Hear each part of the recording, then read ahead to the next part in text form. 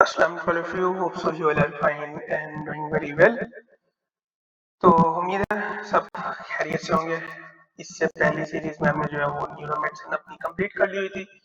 That is available on YouTube और उसके साथ जो है वो नोट्स भी अवेलेबल हैं, जिसको जैसे चाहिए वो ले सकता है। टेलीग्राम चैनल पर भी और हमारी ऑफिशियल पर भी जो है वो अवेलेबल है। तो आज जो हमारा न्यू सीरीज जो स्टार्ट करने जा रहे हैं वो है हीम मेडिसिन के ऊपर। ठीक है।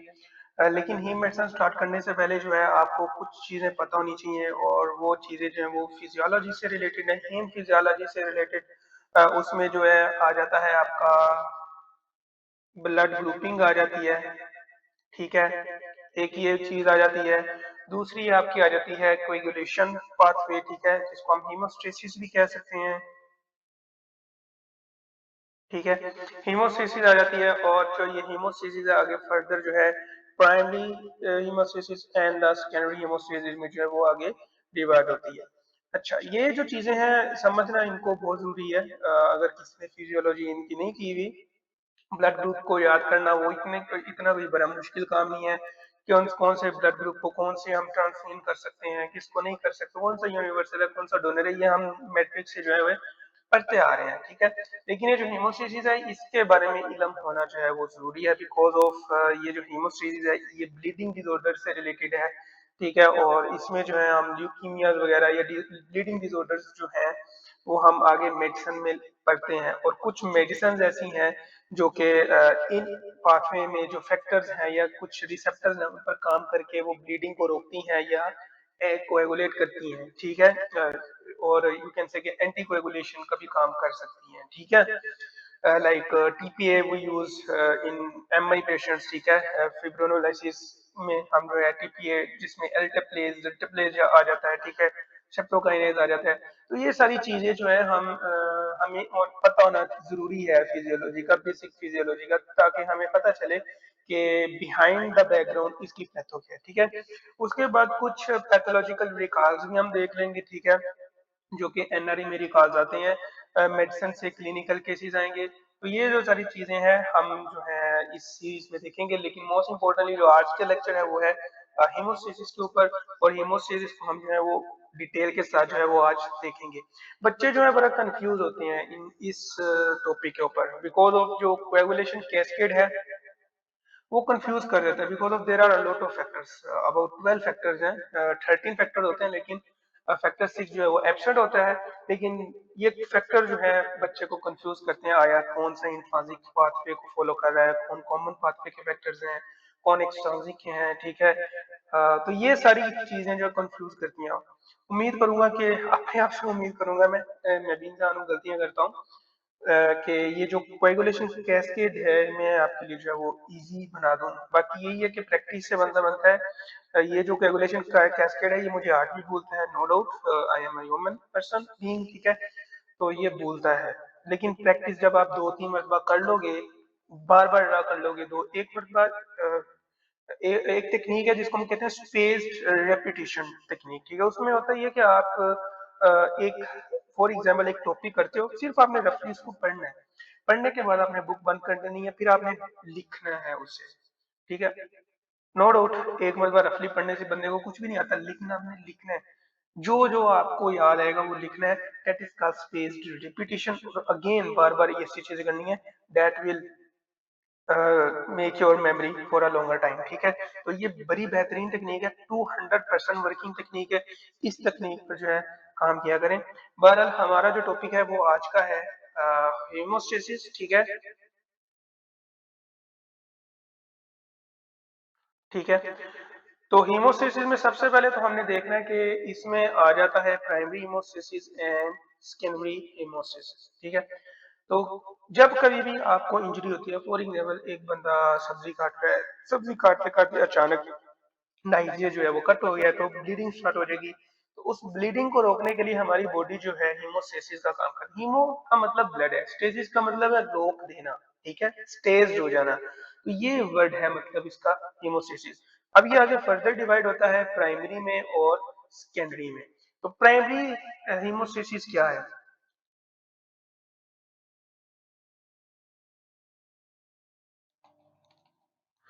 What is primary hemostasis? For example let me draw your blood vessel, ठीक है, this is your blood vessel, ठीक है। अच्छा, अब ये जो ब्लड वेसल की जो इनर लाइनिंग होती है ये स्पेशलाइज्ड सेल से बनी हुई होती है, दैट कॉल्ड इंडोथेलियल सेल्स, ठीक है। अब ये जो एंडोथेलियल सेल जो है, फॉर एग्जांपल एक बंदे को इंजरी हुई है, नाइफ से कट हुआ है, होगा क्या कि कट लगेगा, ये एंडोथेलियल सेल जो है इनकी इंजरी आपको देखने को मिलेगी। तो प्राइमरी हेमोस्टेसिस का सबसे पहला जो स्टेप है वो है कि एंडोथेलियल इंजरी का होना बहुत जरूरी है, ठीक है। जरूरी नहीं है लेकिन समझा रहा हूँ फिजियोलॉजी, ठीक है। तो सबसे पहले क्या होता है कि एंडोथेलियल इंजरी होती है। अच्छा, अब जब ये एंडोथेलियल इंजरी होगी तो ये एंडोथेलियल सेल है डैमेज होंगे, जब डैमेज होंगे तो रप्चर होंगे, इनमें कुछ चीजें होती हैं, ठीक है। सबसे पहले तो आप देख लो कि इसमें जो है वो एंडोथिलिन होता है, ठीक है, इसमें नाइट्रिक ऑक्साइड भी होता है, ठीक है, इसमें जो है प्रोस्टाग्लैंडिन्स भी होते हैं, ठीक है। उसके बाद जो है इसमें आपकी जो ब्लड वेसल को जो है वो इसके नीचे आ जाओ तो स्मूथ मसल की लेयर होती है जो कि वेसल को डायलेट करती है, कंस्ट्रिक्ट करती है। जारी बात है कंस्ट्रिक्शन डायलेशन के लिए स्टिमुलस चाहिए, स्टिमुलस वो जो है साइट के जो है वो हार्मोन्स भी हो सकते हैं, ठीक है, या कोई और चीजें हो सकती हैं, लेकिन नर्व भी इनर्वेट कर रही होती है। अब जब इंडोथेलियल इंजरी होगी, for example before your injury, this is the human of your blood vessel, ठीक है। अब जब एंडोथेलियल इंजरी होगी है, for example here is injury होगी है, तो होगा क्या कि एंडोथेलियल सेल जब डैमेज होंगे तो एंडोथेलियन रिलीज होगा, ठीक है। पहली बात ये। दूसरी बात ये कि नर्व स्टिमुलेट करेगी आपके स्मूथ मसल को, वो कॉन्ट्रैक्ट करेंगे। ये दोनों चीजें एंडोथेलियन प्लस योर नर्व स्टिमुलेशन दोनों मिलकर जो है ब्लड वेसल को जो है वो कंस्ट्रिक्ट कर देंगे, ठीक है।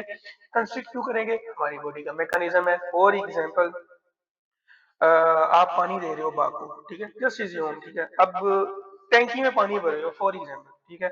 अब जब टैंकी बढ़ने वाली होती है, जब वो ओवरफ्लो हो जाती है, तो आप ये तो नहीं ना करते कि उस पाइप को जो है वो स्टिल रिमेन ओपन कर रखते हो, नहीं, ऐसे नहीं करते। आप उसको बंद करते हो या आगे से बंद कर लेते हो, कंस्ट्रिक्ट कर लेते हो। ऐसे ही हमारी बॉडी का मैकेनिज्म है।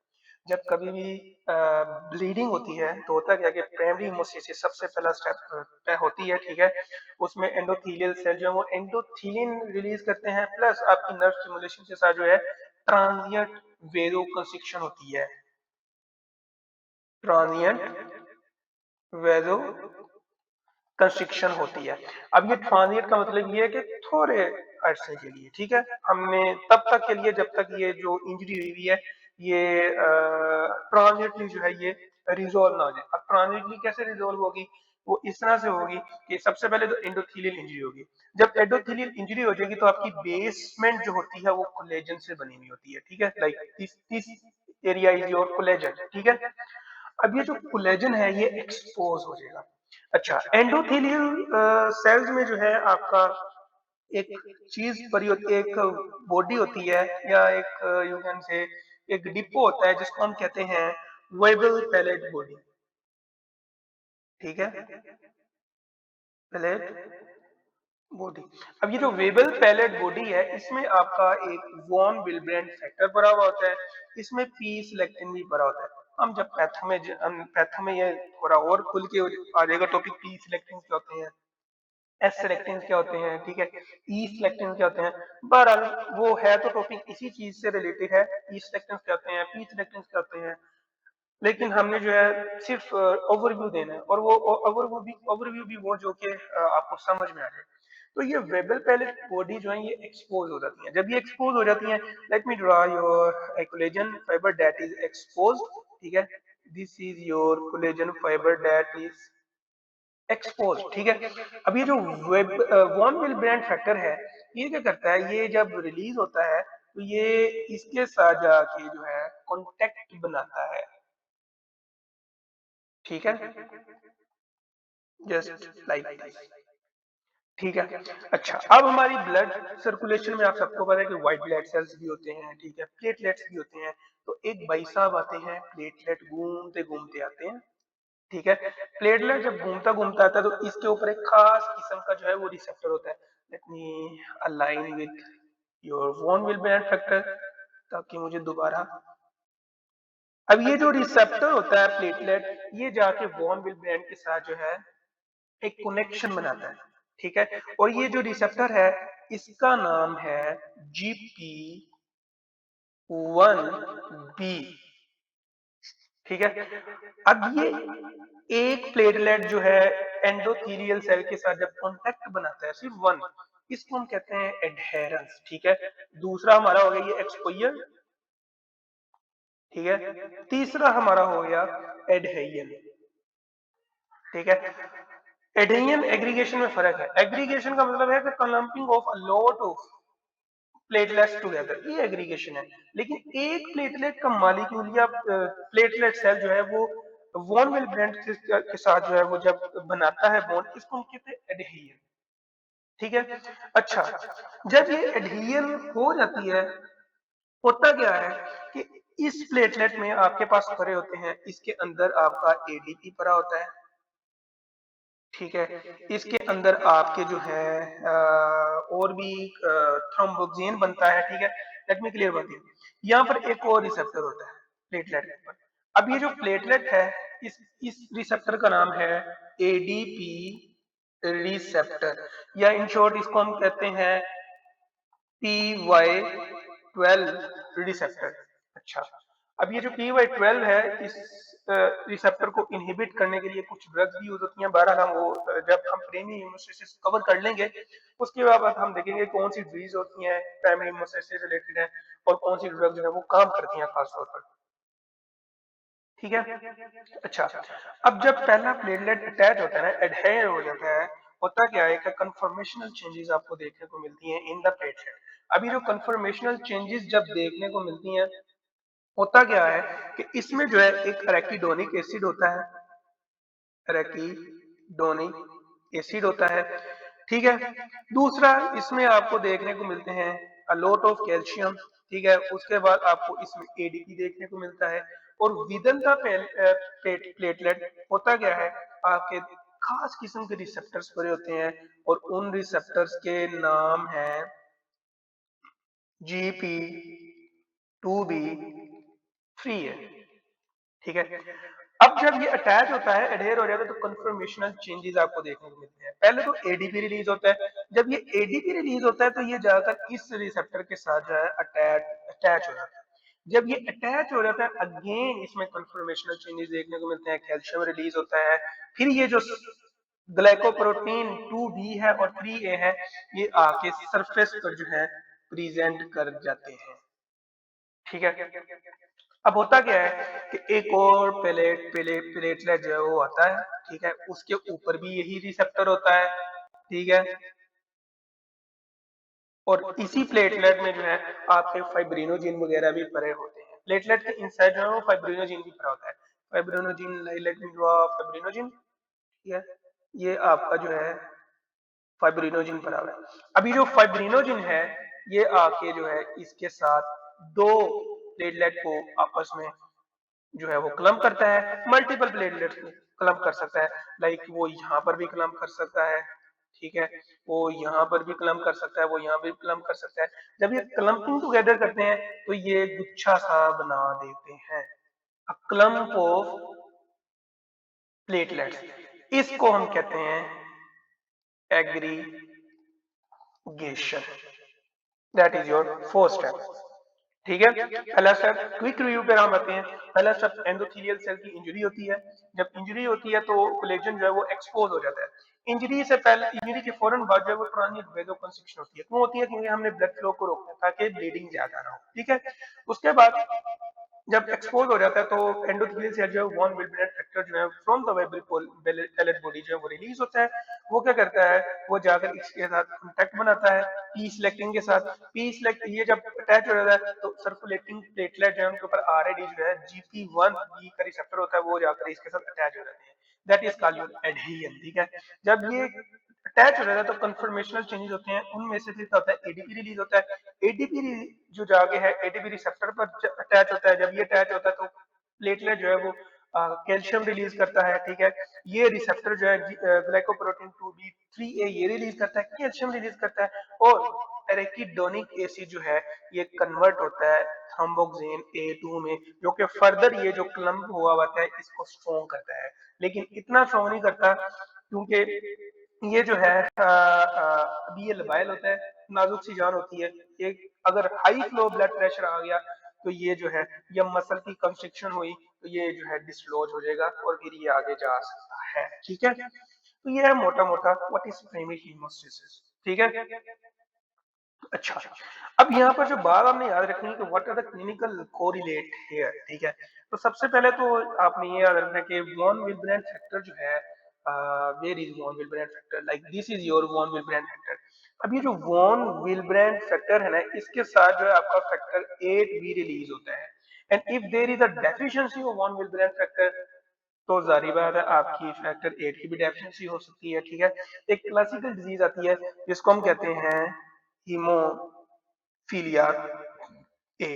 अब ये जो हीमोफीलिया ए है, ये इसमें जो है फैक्टर 8 की डेफिशिएंसी हो जाती है, ठीक है। जब फैक्टर 8 जो आ गया तो हम कोएगुलेशन कैस्केड में बढ़ेंगे, उसका बड़ा रोल है कुछ फैक्टर्स को एक्टिवेट करने में। तो जब इस फैक्टर की जो है डेफिशिएंसी हो जाएगी तो ब्लीडिंग आपको देखने को मिलेगी। एक चीज याद रखनी है, वो ये रखनी है कि अगर तो डिसऑर्डर प्लेटलेट्स का है, then the bleeding will be seen superficially, like mucous membrane से ब्लीडिंग हो सकती है, ब्रशिंग करते वक्त गम से ब्लीडिंग हो सकती है, थोड़ा सा कट लग जाए तब ब्लीडिंग हो सकती है। लेकिन अगर प्लेटलेट्स का डिफेक्ट नहीं है, कैस्केड्स का डिफेक्ट है, तो जो ब्लीडिंग होगी वो डीप स्पेस में होगी, डीप मसल्स में होगी। लाइक अगर हीमोफीलिया ए यहाँ पर रिलीज हो रहा है फैक्टर 8, लेकिन फैक्टर 8 का यहाँ पर कोई काम नहीं है, ठीक है। फैक्टर 8 का काम जो है वो आगे हम देखेंगे कोएगुलेशन कैस्केड में है, ठीक है। तो इन केसेस में अगर जिनमें कोएगुलेशन फैक्टर की जो है डेफिशिएंसी हो जाती है, classically like in haemophilia A जिसमें फैक्टर 8 जो है वो डेफिशिएंट होता है, ये नहीं बनता, तो उसमें हम क्या उसमें जो है फिर डीप स्पेस ब्लीडिंग आपको देखने को मिलती है। इसलिए हीमोफीलिया के पेशेंट जो है वो आर्थ्रोमा के साथ आ सकते हैं, मतलब ज्वाइंट में ब्लीडिंग के साथ आ सकते हैं, ठीक है। तो इस तरह वो आ सकेंगे, ठीक है। अच्छा, यहाँ पर एक ड्रग मिलती है जिसका नाम है डेस्मोप्रेसिन, ठीक है। अभी जो डेस्मोप्रेसिन है ये वेबल पैलेट बॉडी को जो है वो ट्रिगर करती है। जब वो ट्रिगर करेगी डेस्मोप्रेसिन, ये ट्रिगर करती है वेबल पैलेट बॉडीज को, तो वेबल पैलेट बॉडी जो है वॉन विल्ब्रेंट फैक्टर भी रिलीज करेगा, और साथ में साथ क्या रिलीज हो रहा है, फैक्टर 8, ठीक है। तो इसलिए जो है हम हीमोफीलिया ए के जो पेशेंट है उसमें डेस्मोप्रेसिन जो है वो रिकमेंड करते हैं, ठीक हो गया। अच्छा, अब आ जाओ कि व्हाट इज अच्छा, अब GP1B पर आ जाओ रिसेप्टर। अगर इस रिसेप्टर की डेफिशिएंसी हो जाए तो उस डिजीज को हम कहते हैं बर्नर्ड सोलियर सिंड्रोम। बी से आपने याद रखना है कि 1B, और बी से बर्नर्ड सोलियर सिंड्रोम की डेफिशिएंसी होती है, और इट इज अ एडेनियन डिसऑर्डर, ठीक है। तो ये बात नहीं आपने बोलनी, ठीक है। उसके बाद आ जाओ, अब ये जो रिसेप्टर है ये हमने क्या भरे थे, ये थे आपके GP2B एंड 3A। अगर इनकी डेफिशिएंसी हो जाए तो इस डिजीज का नाम है दलांसमान सिंड्रोम, ठीक है। और ये एग्रीगेशन का डिफेक्ट है। बर्नर सोलियर सिंड्रोम जो है वो किसका डिफेक्ट है, वो एडेरियन का डिफेक्ट है। And Glanzmann syndrome it is a platelet aggregation defect. ये हो गए हमारे कुछ पैथोलॉजिकल विकास, ठीक है। अच्छा, अब यहाँ पर एक वर्ड मैंने लिखा हुआ है NO, nitric oxide. Nitric oxide जरूरी है हमारी, नाइट्रिक ऑक्साइड का काम क्या है, वेजोडाइलेट करना है। तो जब ट्रांजिएंट वेजो कंस्ट्रिक्शन हो जाती है, तो जब प्लेटलेट प्लग ये जो बनता है, बन जाता है, for example this is your platelet plug, weak platelet plug, ठीक है। तो वेजो डायलेशन होती है, जारी बात है आपके ऑर्गन को जो है वो ऑक्सीजन चाहिए, ऑक्सीजन रिच ब्लड चाहिए, तो उसके लिए वेजो डायलेशन होना जरूरी है, ठीक है, ठीक है। तो ऐसा कभी भी नहीं होता कि हमारी बॉडी का जो मैकेनिज्म है एक डाउन हो, और एक हाई फ्रीक्वेंसी पर जो है वो काम करे। हमारी बॉडी हमेशा जो है वो एक चेक एंड बैलेंस पर काम कर रही होती है। कोई ज्यादा हो जाए तो उसको बैलेंस करने के लिए उसको काम करना पड़ता है, ठीक है। इसलिए अल्लाह ताला के निजाम है सारे, हम इनको जानने से कासिम हैं, ठीक है। अच्छा, अब आ जाओ फार्माकोलॉजिकल रिकॉल के ऊपर। अच्छा, फार्माकोलॉजिकल रिकॉल ये है कि ये जो रिसेप्टर हमने पढ़ा था, दिस रिसेप्टर, इस रिसेप्टर का नाम है P2Y12 और you can say second name is ADP receptor. कुछ ड्रग्स आती हैं जो कि इस रिसेप्टर को इनहिबिट करती हैं। जब इसको इनहिबिट करेंगी तो क्या होगा कि एग्रीगेशन नहीं हो पाएगी। क्यों नहीं हो पाएगी? क्योंकि प्लेटलेट के अंदर ही ये रिसेप्टर भरे हुए होते हैं। तो जब ये कन्फर्मेशनल चेंजेस के लिए एडीपी का अटैच होना बहुत जरूरी है। ठीक है, तो जब ये रिसेप्टर ही ब्लॉक हो जाएगा तो ये जो GP1B जो है, GP2B 3A जो है, ये नहीं सरफेस पर आएंगे, तो एग्रीगेशन नहीं होगी। ठीक है, कौन कौन सी ड्रग्स है, वेरी इंपॉर्टेंट, हम पोस्ट MI पेशेंट्स को देते हैं, क्लोपिडोग्रल, पैरासिटामोल वगैरह वगैरह। तो क्लोपिडोग्रल, पैरासिटामोल, ठीक है, एक ये ड्रग होगी। अब आ जाओ एक और ड्रग, ठीक है, जो कि इस रिसेप्टर को ब्लॉक करती है। ठीक है, एबिग्जिम आप सिर्फ याद रख लो, और कोई जरूरत नहीं। अच्छा, अब आपके प्लेटलेट के अंदर एरिकिडोनिक एसिड भी भरा हुआ था। ठीक है, अब ये जो एरिकिडोनिक एसिड जो है, ये डिफरेंट पाथवे में आगे कन्वर्ट जाता है। लट्रा बना सकता है, लिकोट्राइन रिसेप्टर लिकोट्राइंस बना सकता है। ठीक है, लिकोट्राइंस बना सकता है। एक तो आपका थ्रोम्बोन बना रहा है, और एक पाथवे होता है COX A pathway, COX 2 pathway. ठीक है, तो ये एरिकिडोनिक एसिड को इनहिबिट करने के लिए एक ड्रग हम यूज करते हैं, दैट नेम हम MI के पेशेंट में यूज करते हैं, बहुत यूज करते हैं, और लाइफ लॉन्ग ट्रीटमेंट चलता है। एक बंदे को जब MI हो जाए, उसका नाम है ASA, एस्प्रिन। ठीक है, तो इसकी लोअर डोज ASA जो है वो basically as anti pyretic effect भी देती है, and this also gives your anti-inflammatory effect, and also at the lower doses it also work as a blood thinner. ठीक है, तो ये जो थ्रोम्बोक्सेन है ये नहीं बनेगा। ठीक है, इसको इनहिबिट करेगा। तो जब थ्रोम्बोक्सेन नहीं बनेगा तो ये जो रेड कलर से मैंने दोबारा स्टेबलाइज किया था थ्रोम्बस को, ये नहीं हो पाएगा।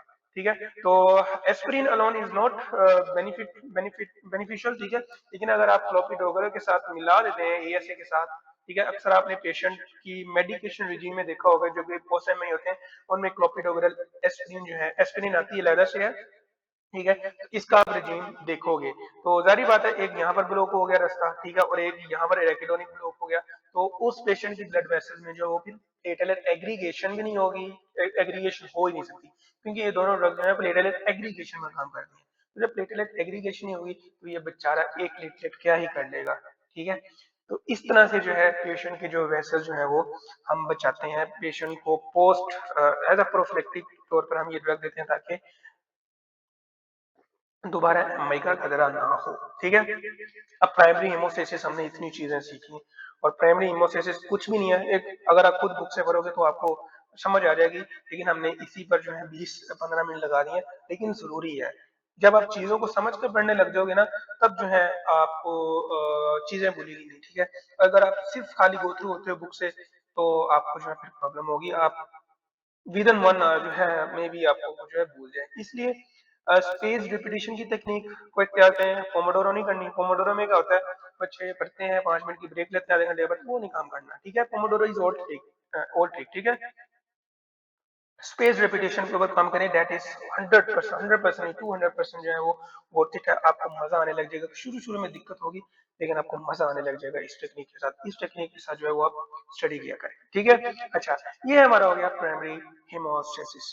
अब प्राइमरी हेमोस्टेसिस के बाद जो ये जो क्लॉट बना हुआ है, ये बड़ा फ्रेजाइल होता है, ये अनस्टेबलाइज होता है, इसको स्टेबल करना होता है। जारी बात है, अब ये अगर अनस्टेबल होगा तो ब्लड की वेजोकंस्ट्रिक्शन, वेजोडाइलेशन, या ब्लड का फ्लो इंक्रीज हो गया है, उससे जो है ये डिसलॉज हो सकता है, अपनी जगह से हट सकता है, फिर से ब्लीडिंग हो सकती है। तो इस क्लोट को मजबूत बनाने के लिए हमारा जो है सेकेंडरी हेमोस्टेसिस जो है वो काम करता है। और ये आपको मैंने ग्राफ बनाया हुआ है, खुद बनाता तो थोड़ा सा मेरी, ये देखिए कितना गंद मार दिया हुआ है मैंने। ठीक है, लेकिन मैंने एक पिक्चर ऐड कर दिया ताकि इजी हो जाए। अच्छा, तो ये है हमारा सेकेंडरी हेमोस्टेसिस। ठीक है, सेकेंडरी हीमोस्टेसिस। अच्छा, तो सेकेंडरी हीमोस्टेसिस में बच्चे बड़ा, यही बात पे बच्चों को ना डराता है। ठीक है, अब मुझे भी डराता था, स्टिल डराता है, क्योंकि बड़ा कंफ्यूजिंग पाथवे है। ठीक है, लेकिन इस पाथवे से पहले, सबसे पहले तो मैं आपको बताऊंगा कि फैक्टर्स के नाम क्या है। ठीक है, फैक्टर्स के नाम क्या है, उसके बाद बताऊंगा निमोनिक्स कुछ दूंगा कि कौन से फैक्टर जो है वो इंट्रांसिक में इन्वॉल्व हैं, कौन से जो है आपके इन्वॉल्व हैं इन कॉमन पाथवे और कौन से जो है वो एक्सट्रांसिक इंट्रांसिक में। ब्लू कलर जैसे यहाँ पर दिया है वैसे ही मैं यहाँ पर हाईलाइट कर दूंगा। ठीक है, let me check if available colours. Okay, available है। अच्छा, तो सबसे पहले तो आपको नाम बताऊंगा कि फैक्टर्स के नाम क्या है। तो हम अगर राइट करें 1 2 3 4 5 6 नहीं होता तो हम 7 लगा देंगे। फैक्टर 8 होता है, फैक्टर 9 होता है, मैंने 11 लिख दिया है। अच्छा, 9 होता है, और यहाँ पर आपका 10 होता है, यहाँ पर 12 होता है, और यहाँ पर आपका जो है वो 13 होता है। टोटल 12 फैक्टर्स होते हैं। ठीक है। अच्छा, अब यहाँ पर मैं इनको एक पहले पहले अल्फाबेट से हाईलाइट करूंगा। ठीक है, बाद में आपको बताऊंगा। इसको मैं एफ से हाईलाइट कर रहा हूँ। That is your fibrinogen. ठीक है, इसको जो है फिब्रिनोजिन। ठीक है, दिस इज योर फिब्रिनोजिन, और इसको जो है मैं ड्रा कर रहा हूँ पी से, and this is your pro thrombin. आप यहाँ पर देख भी रहे हो, दिस इज योर प्रोथ्रोम्बिन। ठीक है, फैक्टर 2 जो है आगे थ्रोम्बिन में कन्वर्ट होता है। Prothrombin it is an inactivate form, और जो थ्रोम्बिन जो है ये एक्टिवेट फॉर्म होती है। ठीक है, उसके बाद जो है आपका आ जाता है टिश्यू फैक्टर। टिश्यू फैक्टर, उसके बाद आ जाता है आपका कैल्शियम आयंस। अच्छा, कैल्शियम आयन हमारे रिलीज हो चुके हैं फ्रॉम द प्लेटलेट। ठीक है, तो ये हो गए हमारे कैल्शियम आयन। फैक्टर बी जो है इसको हम कहते हैं लबाइल फैक्टर। ठीक है, फैक्टर 7 को हम कहते हैं स्टेबल बाई सबस्टेबल होते हैं। ठीक है, फैक्टर 8 को हम कहते हैं एंटी हीमोफिलिक। Anti haemophilic. और फैक्टर 9 को हम कहते हैं क्रिसमस। Christmas factor. फैक्टर 10 को हम कहते हैं आई थिंक सो मैंने 11 जो है वो छोड़ दिया है। लेट मी राइट है 11। अच्छा, फैक्टर 10 को हम कहते हैं स्ट्राउट पावर फैक्टर। एस से आपने याद रखना है, स्ट्राउट नॉट पावर, पावर फैक्टर। ठीक है, 11 जो है ये आपका प्लाज्मा थ्रोम्बोप्लास्टिन फैक्टर है, या एंटीडिसेंट भी हम कहते हैं, एंटीसीडेंट कहते हैं प्लाज्मा थ्रोम्बो प्लास्टिक। ठीक है, 12 को जो है हम हेगमैन कहते हैं, और 13 को जो है हम कहते हैं फाइब्रिन स्टेबलाइजिंग फैक्टर। ठीक है, इसको हम कहते हैं फाइब्रिन स्टेबलाइजिंग फैक्टर। ठीक है। अच्छा, अब ये मैंने इनको रेड से हाईलाइट क्यों किया है, इसके पीछे भाई साहब एक निमोनिक है। इसका निमोनिक ये है कि let me draw with red, आप कंफ्यूज ना हो। तो इसका निमोनिक है foolish people try climbing long slopes after Christmas. Some people have fallen. तो इसको आप एक दो मरतबा जब कर लोगे तो आपको जो है हर फैक्टर जो है वो याद हो जाएगा। ठीक है। अच्छा, अब एक्सट्रांसिक पाथवे में जो है दो फैक्टर्स आते हैं। मैं सारा कुछ समझाऊंगा। सबसे पहले देख लो कि हमने एक्सट्रांसिक पाथवे को फैक्टर्स को कैसे रिमेंबर करना है। तो एक्सट्रांसिक पाथवे के जो फैक्टर हैं, दीज आर द फैक्टर। ठीक है, दीज आर द फैक्टर। तो इसमें जो है फैक्टर 3 एंड 7 है। ठीक है, तो आपने कभी ऑनलाइन ऑर्डर किया? ऑफ कोर्स सबने किया है। तो मोस्ट ऑफ द टाइम क्या होता है डिलीवरी का, 3 to 7 डेज। ये आपके रिप्रेजेंट करते हैं एक्सट्रांसिक पाथवे। और चूंकि सामान बाहर से आता है, अंदर से थोड़ी आता है, तो आप इतना याद रख सकते हो कि 3 and 7 are the your delivery factors, ठीक है। तो let me highlight with another colour. तो यहाँ पर मैं कर देता हूँ फैक्टर 3 एंड फैक्टर 7, ठीक है, सेम कलर हो गया, ठीक है। अच्छा, अब आ जाओ इंट्रांजिक फैक्टर के पाथवे को, इंट्रांजिक पाथवे के फैक्टर्स को हमने कैसे याद रखना है। तो वो इस तरह से याद रखना है कि उल्टा हमने एंटी क्लॉकवाइज चलना है, 12 से उल्टा हमने आना है, 9 तक आना है, ठीक है। तो अगर हम देखें तो 12 से आपने याद रखना है T, okay, let me, okay, 12 T से याद रखना है। 12 जो है आगे 11 में जाता है, और 11 जो है आगे नॉट डायरेक्टली 10, ये 9 पर जाता है। तो जब हम इन तीनों को कंबाइन कर लेते हैं तो इनका सम बनता है 10, ठीक है।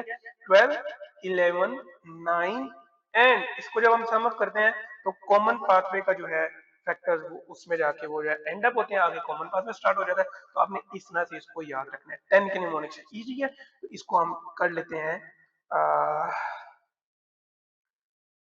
12, 11 एंड 9, ये जो है हमारे कौन से हो गए, हमारे इंट्रिंसिक पाथवे के जो है फैक्टर्स हो गए। इजी है, ओके, ठीक हो गया। अब आ जाओ कॉमन पाथवे को हमने कैसे याद रखना है। डॉलर्स के नोट, डॉलर देखें कभी, नोट, नोट डॉलर। अब इसको मैं किस कलर से करूं, इसमें तो पर्पल है ही नहीं, लेट मी, चलो ये, चलो अच्छा है। अच्छा, अब डॉलर के नोट किससे आते हैं, डॉलर के नोट होते हैं, $10 के बिल्स आपने देखे हुए आते हैं, $5 के बिल आते हैं, ठीक है। उसके बाद जो है आपका डॉलर, $2 का बिल आता है, $1 का बिल आता है। तो आपने डॉलर बिल से जो है इसको याद रखना है, डॉलर बिल, कि डॉलर बिल 10 का भी होता है, 5 का भी होता है, 2 का भी होता है, 1 का भी होता है, और ये जो है कॉमन पाथवे है, और चौधरी है सबका, इंसानिक का भी, इंसानिक पाथवे का भी। और अमेरिका भाई साहब वैसे ही दुनिया के चौधरी बने हुए हैं, ठीक है। तो इस तरह से हमें याद रख लेना, खुद निमोनिक बनाया करो, ठीक है। खुद, जब खुद बंदा बनाता है ना तो वो जो इंफॉर्मेशन है वो ज्यादा देर तक जो है वो रिटेन रह जाती है। अच्छा, मैंने इसको हाईलाइट करना है, कौन कौन से हैं। 2 भी है, फैक्टर 2 भी है, फैक्टर 1 भी है, फैक्टर 10 इधर है, स्टॉक पावर फैक्टर है, ठीक है। उसके बाद जो है फैक्टर जो है किधर गया, 5 लबाइल, ये है, ठीक है। अब बच गया कैल्शियम, अब बच गया एंटी हीमोफिलिक, अब बच गया फाइब्रिन स्टेबलाइजिंग फैक्टर, ठीक है।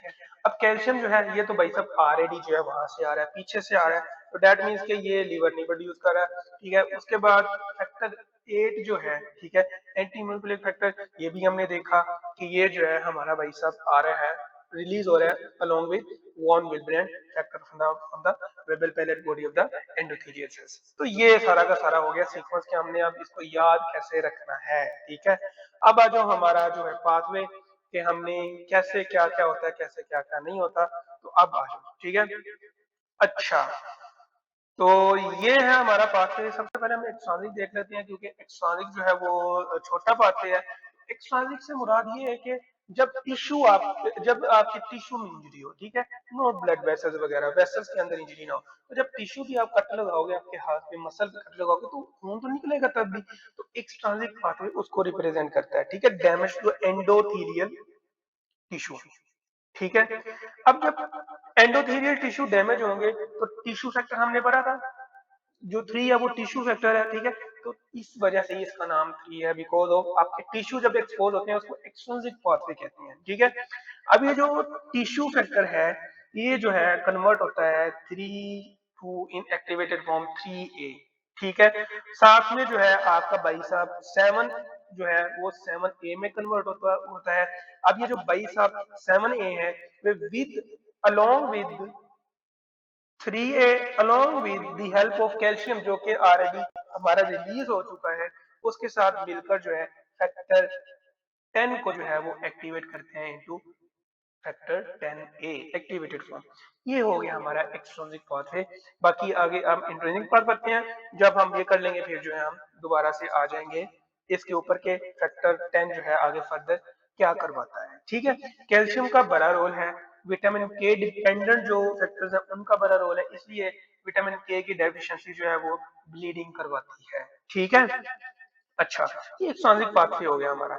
अब इंट्रानिक पाथवे का मतलब कि ब्लड वेसल्स की इंजरी हुई है तो ब्लड वेसल की इनर लाइनिंग हमने देखा कि एंडोथेलियल सेल से बनी हुई होती है। ठीक है, कोलेजन यहाँ पर देख रहे हो कि कोलेजन जब एक्सपोज होता है तो वहां से जो पहले प्राइमरी हेमोसिस होती है फिर सेकेंडरी हेमोसिस ये जो स्टार्ट हो जाती है। हेगमैन फैक्टर से जो है वो स्टार्ट होती है। हेगमैन फैक्टर जो है वो एक्टिवेटेड फॉर्म में कन्वर्ट होता है। एक्टिवेटेड फॉर्म जो है आगे आपके फैक्टर 9 को 11 को जो है कन्वर्ट करती है इनटू 11A। आगे फिर जो 11A है with the help of calcium, ठीक है, ये आगे आपके 9 को कन्वर्ट करता है इनटू 9A में। ठीक है, अच्छा, अब हमने पढ़ा कि फैक्टर 8 जो है उसका क्या रोल है। उसका रोल ये है कि along with the help of thrombin, ठीक है, ठीक है, along with the help of thrombin, ठीक है, ये एक्टिवेट होता है इनटू एक्टिवेटेड फॉर्म में फैक्टर 8। ठीक है, अब ये थ्रोम्बिन है हमारा ऑलरेडी बन रहा होता है। ठीक है, तो ये थ्रोम्बिन जो है वो पॉजिटिव फीडबैक के बैक देता है ताकि तब तक देता है जब तक ये जो क्लोट है ये अच्छी तरह से जो है वो स्टेबल ना हो जाए। जब स्टेबल हो जाता है फिर नेगेटिव फीडबैक जो चला जाता है तो सारा काम हमारी बॉडी कर लेती है। ठीक है, अच्छा, अब ये जो फैक्टर 8 है विद द हेल्प सॉरी अब ये जो फैक्टर 9A जो है with the help of calcium with the help of को फैक्टर, ये एज अ को फैक्टर काम करते हैं। ठीक है, फैक्टर 8 जो एक्टिवेटेड फॉर्म है along with the help of calcium ये आगे आपके भाई साहब कन्वर्ट करते हैं फैक्टर 10 को 10A में। ठीक हो गया, अच्छा, अब जो है आगे होता क्या है, होता ये है कि आपका जो फैक्टर 5 है, ठीक है, जो कि लिबाइल फैक्टर था वो कन्वर्ट होता है इनटू 5A में बाय हेल्प ऑफ थ्रोम्बिन। ठीक है, along with the help of calcium ions ये आगे फैक्टर 10A जो है 2 को एक्टिवेटेड फॉर्म में कन्वर्ट करता है जो कि प्रोथ्रोम्बिन है। प्रोथ्रोम्बिन जो आगे थ्रोम्बिन में कन्वर्ट हो जाता है। अभी जो आगे थ्रोम्बिन है ये थ्रोम्बिन कन्वर्ट करता है फाइब्रिनोजिन को फाइब्रिन में। ये जो फाइब्रिनोजिन है ये मोनोमर्स होते हैं, फाइब्रिन मोनोमर्स होते हैं। ये आप जो ब्लू कलर के देख रहे हो ना ये तो बेसिकली पूरा स्टेबल क्लोट है ना, लेकिन let me draw here your blood clot, no let me draw with another colour. अच्छा, this is your blood clot.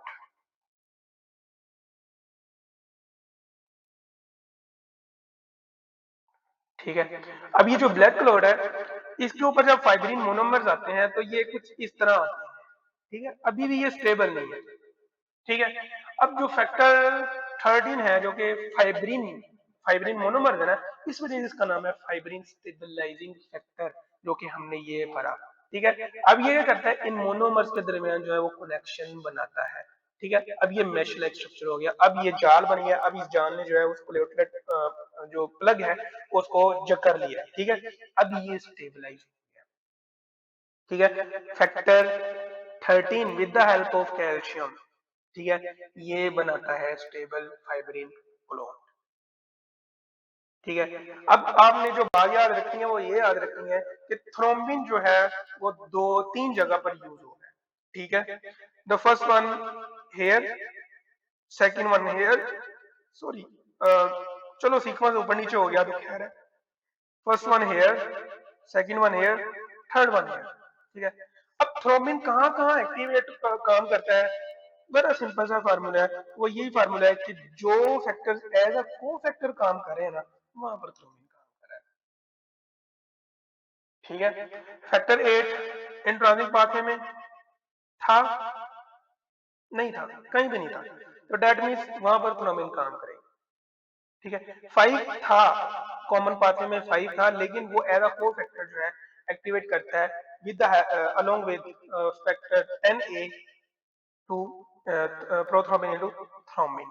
ठीक है, तो जो भी फैक्टर एज अ को फैक्टर काम कर रहे हैं वहां पर थ्रोम्बिन भाई साहब जो है वो काम करेंगे। ठीक है, और जहां जहां थ्रोम्बिन भाई साहब करेंगे वहां वहां कैल्शियम भी जो है वो काम करेगा। ठीक है, ये देख लो यहाँ भी कैल्शियम काम कर रहा है, यहाँ भी कैल्शियम काम कर रहा है, यहाँ भी कैल्शियम काम कर रहा है। ठीक है, तो ये सारी बातें आपने याद रखनी है। बड़ा इजी है कि थ्रोम्बिन वहां पर काम करता है जो फैक्टर एज अ को फैक्टर एक फैक्टर के साथ मिलकर दूसरे फैक्टर को जो है वो एक्टिवेट करते हैं। जस्ट एग्जांपल ले लो कि ये 5A जो है with the help of calcium, जो with the help of calcium along with factor 10A ये कन्वर्ट करता है प्रोथ्रोम्बिन को थ्रोम्बिन में।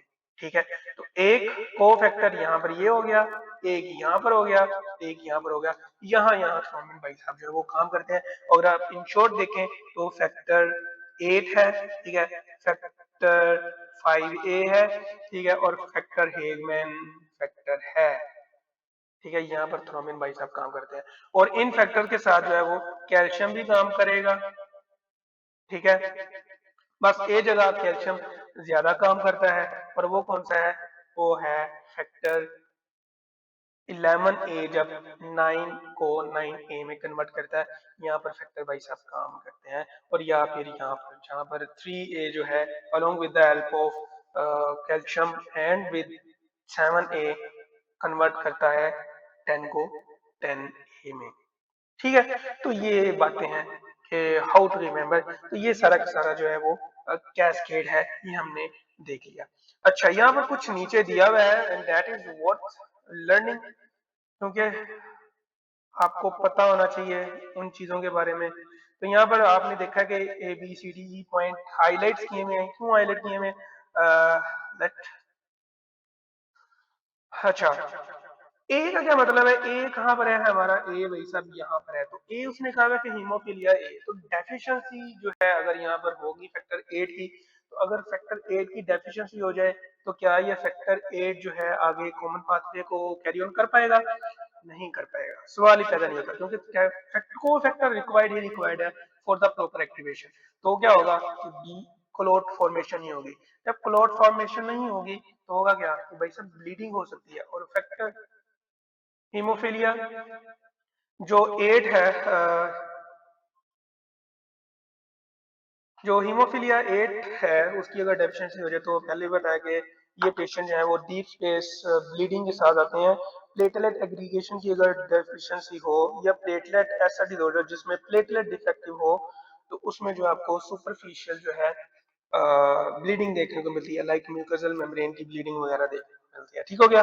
अच्छा, what is factor B? Factor B haemophilia, इसमें क्रिसमस फैक्टर जो है बी किधर गया, फैक्टर 9 ये डेफिशिएंट हो सकता है।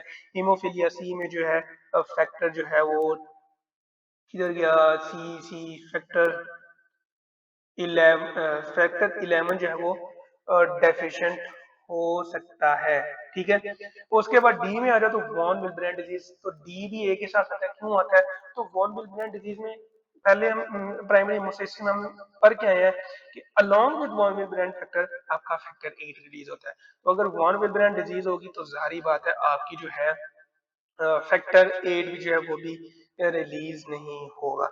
इसलिए हीमोफिलिक पेशेंट में डीप स्पेस ब्लीडिंग के साथ साथ जो है वो कभी कभार मल्टीपल ब्लीडिंग वगैरह भी जो है वो देखने को मिल सकती है in case of von Willebrand disease. ठीक है। अच्छा, आगे विटामिन के डिपेंडेंट कोएगुलेशन होती है। विटामिन के डिपेंडेंट कोएगुलेशन में आपने कैसे याद रखना है, ये 2 है, आई थिंक सो 7 है, और 9 है, और 10 है। तो ये कोएगुलेटिंग फैक्टर है जो कि विटामिन के डिपेंडेंट है। ठीक है, कौन कौन से हैं विटामिन के डिपेंडेंट? ई कहाँ पर है? This is vitamin K dependent 9 है। 10 भी विटामिन के डिपेंडेंट है। उसके बाद हमने पढ़ा था 2 किधर है, 2 ये है। और उसके बाद जो हमने 7 पढ़ा था, very 7 and this is your vitamin. These are the vitamin K dependent factors. ठीक है, विटामिन के नहीं होगा तो ये जो फैक्टर जो है ये काम नहीं कर पाएंगे अच्छे से।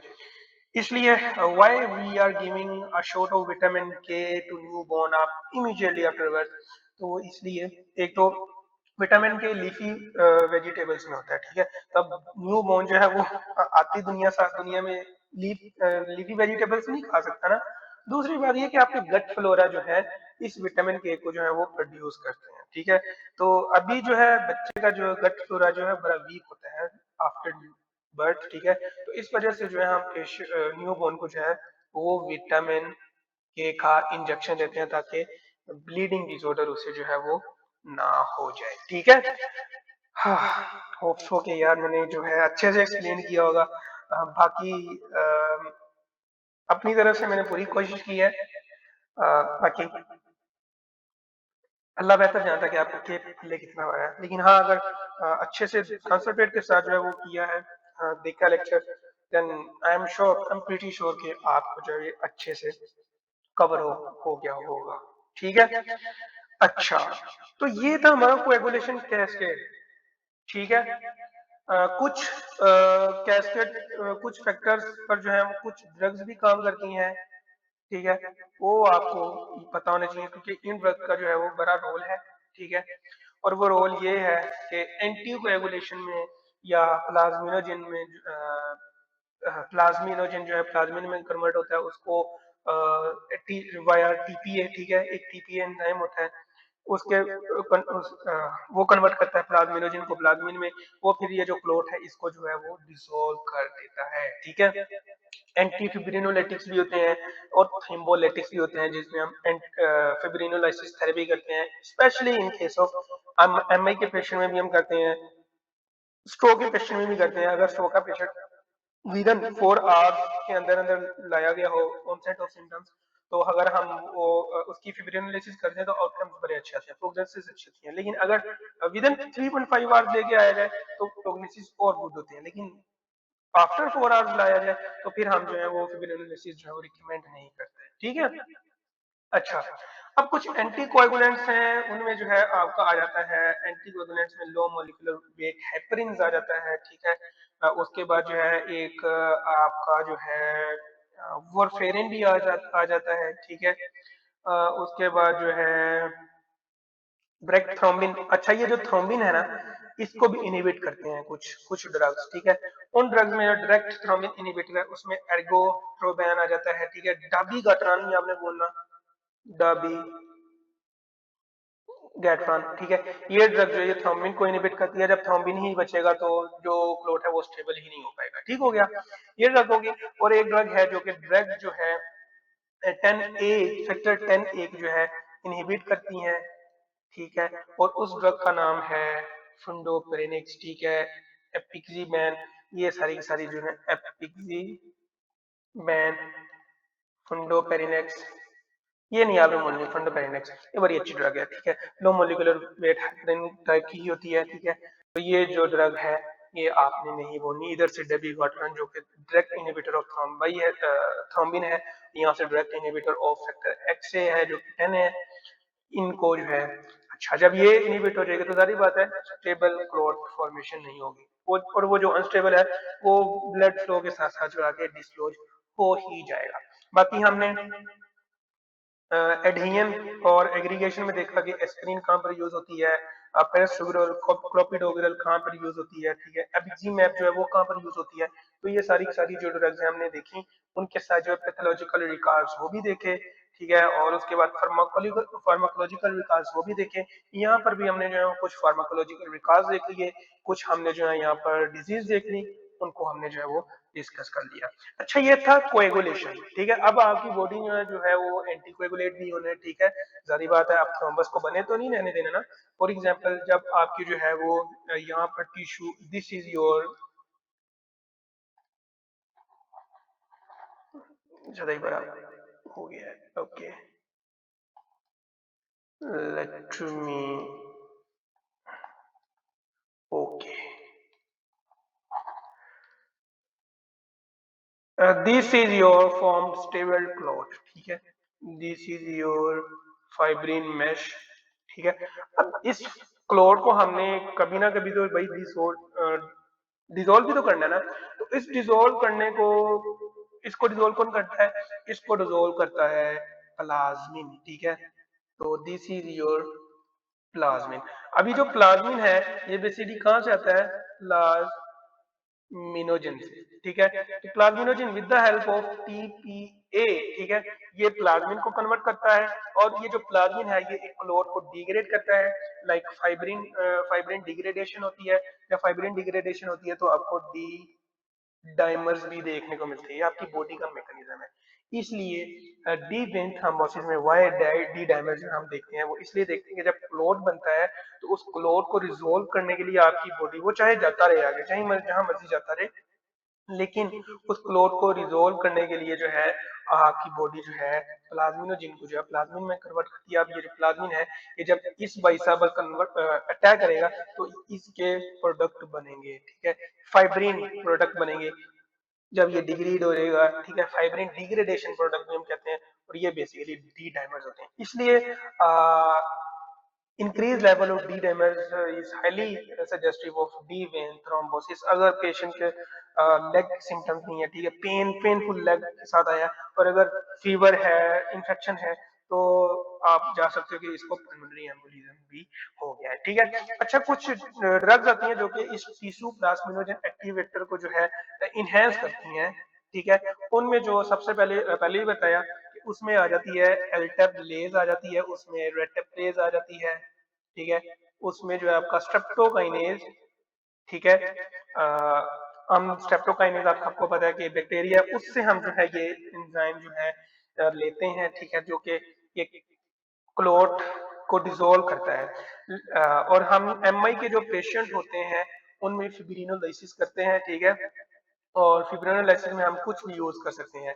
पाकिस्तान में अवेलेबल है, सेप्टोकाइनेज भी अवेलेबल है, एल्टीप्लेज भी अवेलेबल है, लेकिन सेप्टोकाइनेज जो है ये कॉस्ट इफेक्टिव है, 5,000 इंजेक्शन आ जाता है, लेकिन ये वंस इन अ लाइफ लग सकता है आपको, क्योंकि जब ये सेप्टोकाइनेज जब आप इंजेक्ट कर दोगे तो ये बैक्टीरिया से हमने लिया हुआ है, तो हमारी बॉडी जो है इसके अगेंस्ट है वो एंटीबॉडी बना देगी। अगर दोबारा पेशेंट को हार्ट अटैक होता है तो फिर हम स्ट्रेप्टोकाइनेज नहीं दे सकते। अल्टप प्ले जो है ये वेरी एक्सपेंसिव, इसकी जो कीमत है 1.5 to 2 लाख के दरमियान इसकी कीमत होती है, आई थिंक सो, जहां तक मुझे पता है। मे बी इससे भी ज्यादा हो, मे बी इससे कम हो, if I am not wrong, ठीक है। तो ये महंगा होता है, लेकिन इसके आउटकम्स बहुत जबरदस्त होते हैं एज कम्पेयर टू स्ट्रेप्टोकाइनेज। वो कहते हैं जितना गुड़ डालो उतनी चाय मीठी, तो ये वही हिसाब है। तो ये कुछ ड्रग्स हैं जो कि टीपीए की एक्टिविटी को जो है वो इनहेंस करती हैं, कुछ ड्रग्स जो है वो टीपीए की एक्टिविटी को जो है वो डिक्रीज करती हैं। लाइक अब अगर किसी बंदे को ब्लीडिंग डिसऑर्डर है तो उसमें हम कुछ ड्रग दे सकते हैं, और उन ड्रग में ट्रांसएमिक एसिड आ जाता है, ठीक है, अमाइनोकेप्टोइक एसिड आ जाता है, ठीक है। तो विच ड्रग्स आ जाती हैं? अमाइनो कैप्रोइक एसिड आ जाता है, ठीक है, ट्रांसएमिक एसिड आ जाता है। तो ये कुछ ड्रग जो है ये आ जाती हैं जो कि टीपीए के जो है वो इनहिबिट करती है, ठीक है। उसके बाद थ्रोम्बिन, एक एंटी थ्रोम्बिन होता है, एंटी थ्रोम्बिन 3 होता है, ठीक है। ये क्या करता है, एंटी थ्रोम्बिन जो है ये थ्रोम्बिन को इनहिबिट करता है, जारी बात है, एंटी का नाम अगेंस्ट थ्रोम्बिन, थ्रोम्बिन, ठीक है। तो ये एक तो थ्रोम्बिन को इनहिबिट करता है, ठीक है, प्लस ये कुछ फैक्टर्स को इनहिबिट करता है, लाइक फैक्टर 7A, ठीक है, फैक्टर 9A, 10A, 7 से लेके जो है 12 तक जो है ये इनहिबिट करता है, एक्सेप्ट वो जो को फैक्टर के तौर पर यूज हो रहे हैं, ठीक है। 7A, 9A, ठीक है, 10A, 11A, ठीक है, और 12A, इनको जो है वो इनहिबिट करता है एंटीथ्रोबिन। सारी बात है, हमारी बॉडी जो है वो चेक एंड बैलेंस पर काम कर रही होती है, ना ज्यादा क्लोथ बनने देती है, ना उसको जो है ज्यादा वीक बनाती है। तो अगर फॉर एग्जाम्पल अपनी लिमिट को ये रीच कर जाता है तो एंटीथ्रोबिन भाई सब क्या करते हैं, इसको भी अपनी लिमिट में ही ये रखते हैं, तब तक जब तक जो इंजरी है वो जो है रिजॉल्व नहीं हो जाती, ठीक है। उसके बाद एक और है प्रोटीन C and S। अब हमारा जो लीवर है वो प्रोड्यूस करता है प्रोटीन C and S। अभी जो प्रोटीन सी जो है ये आगे कन्वर्ट होती है into activated form of protein C, ठीक है। Protein C is converted into activated CMA, ठीक है, with the help of thrombin thrombomodulin complex, ठीक है। ये आपके एंडोथेलियल सेल्स के ऊपर ही होता है ये वाला कॉम्प्लेक्स, कौन सा? Thrombin thrombomodulin complex.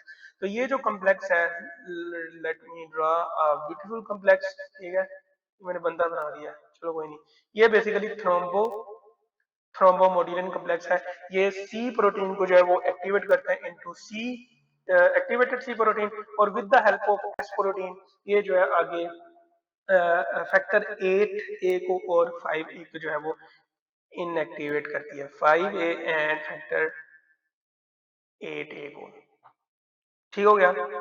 तो ये जो बातें हैं आपने याद रखनी है। और ये 5A और 5A और 8A जो है ये मोस्टली जो है ये एज अ कोफैक्टर काम कर रहे होते हैं। हमने पीछे जो है वो डिटेल के साथ जो है वो पढ़ लिया है। ठीक है।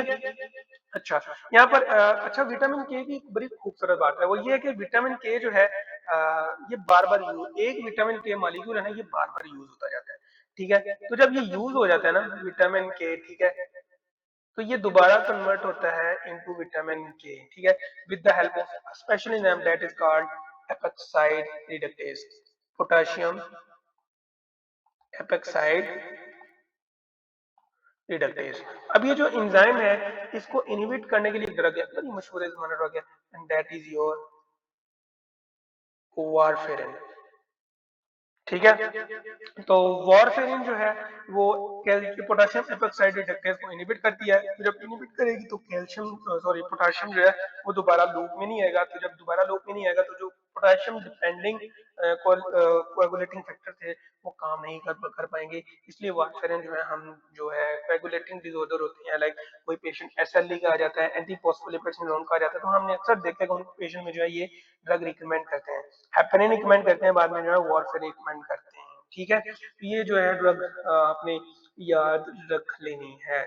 ठीक है, और अगर वारफेरिन का जो है साइड इफेक्ट आ जाए, ठीक है, लाइक ओवरडोज हो जाए वारफेरिन की, तो विटामिन के की अगर हम एडमिनिस्ट्रेशन करें मैसिव अमाउंट में तो फिर जो है हमें क्या कहते हैं, सॉरी ये मैं बार बार पोटाशियम कह रहा था, विटामिन के, दिमाग खराब हुआ था। तो ये जो विटामिन के जो है अगर हम मैसिव अमाउंट में दें तो वारफेरिन के जो है ओवरडोज के इफेक्ट को जो है वो रिजोल्व कर देती है। ठीक है, उसके अलावा हम क्या दे सकते हैं, उसके अलावा हम जो है फ्रेश फ्रोजन प्लाज्मा भी दे सकते हैं। उसके बाद जो है प्रोथ्रोम्बिन कम्प्लेक्स भी दे सकते हैं। ठीक है, तो ये भी दे सकते हैं। बहरहाल ये था मोटा मोटा। ठीक है, तो ये थी आज की वीडियो, घंटे की वीडियो होने वाली है। होप सो कि आपको जो है ये अच्छे से समझ आ गई होगी। हमने प्राइमरी हेमोसिस कर लिया, हमने जो है वो सेकेंडरी हेमोसिस भी कर लिया, उससे रिलेटेड फार्माकोलॉजिकल रिकॉर्ड्स भी देख लिए, पैथोलॉजिकल रिकॉर्ड्स भी देख लिए। ये था हमारा बेसिक फिजियोलॉजी।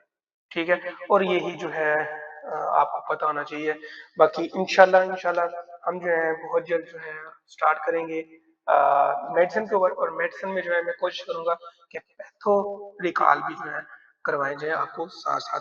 वीडियो चाहे जितनी मर्जी लंबी हो जाए लेकिन आपको जो है पता होना चाहिए कि which are the recalls that are tested most of the time in NRE. ठीक है, तो मुझे दीजिए इजाजत, अपनी दुआ में हमेशा याद रखें। और आज की सीन यही कि किसी ने कहा था कि slowing but consistent is the fastest way to reach where they you want. ठीक है, मतलब कि आहिस्ता चलो लेकिन कंसिस्टेंसी के साथ चलो तो आप अपनी मंजिल को मुराद पा जाएंगे। मुझे दीजिए इजाजत, अपनी दुआ में हमेशा याद रखें। अल्लाह हाफिज।